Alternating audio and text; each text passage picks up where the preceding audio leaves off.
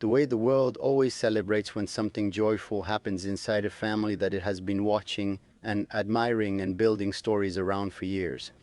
The news traveled fast. Two children, born together. A moment that carries its own particular kind of miracle regardless of the circumstances surrounding it. People sent their warmth from every corner. The congratulations were genuine and the joy was real, and for a brief, beautiful window of time, everything that had been complicated and uncertain and quietly painful about the story of this family was set aside in favor of something that felt purely good. Purely worth celebrating. And it was. It genuinely was. But the celebration ended.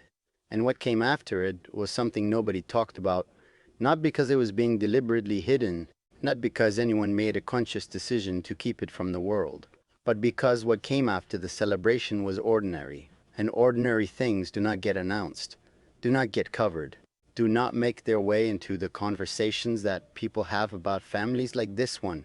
What came after was simply life. The specific, unglamorous, relentlessly demanding life that follows the arrival of two children simultaneously. And that life, lived inside the particular circumstances she was living it in, was something she navigated almost entirely on her own.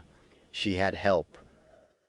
That part is important to say clearly. The kind of practical support that comes with a life like hers was present. There were people whose entire purpose was to ensure that the physical needs of those children were met completely and consistently. She was never without that layer of support, and she never had to manage the purely logistical dimensions of new motherhood without assistance.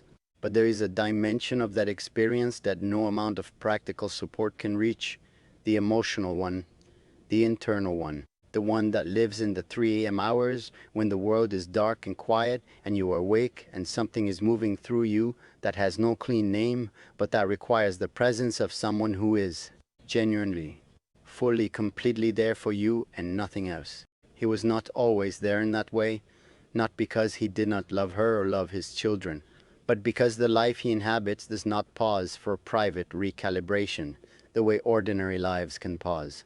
The responsibilities continued, the public commitments continued, the demands of being who he is in the world continued with the same weight and the same consistency they always carry regardless of what is happening privately.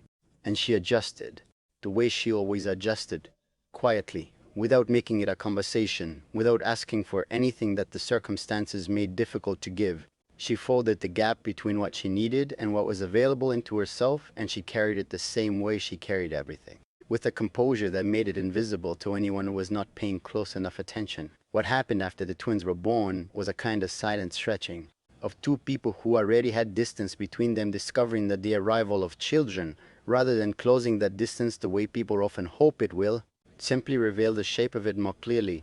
Children require presence.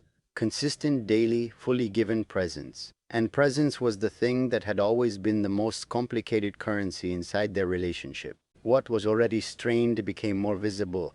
What was already quiet became quieter. And she sat inside all of it with two new lives, depending on her completely, while the thing she had always needed most remained just slightly out of reach. Nobody talked about that part, because it did not fit inside the celebration, because the world had decided what the story was, and the story was joyful and complete. But the real story was happening in the silence after the announcement, in the ordinary hours, in the space between what was seen and what was lived. She carried it beautifully, the way she carried everything. But she carried it, and she carried it largely alone.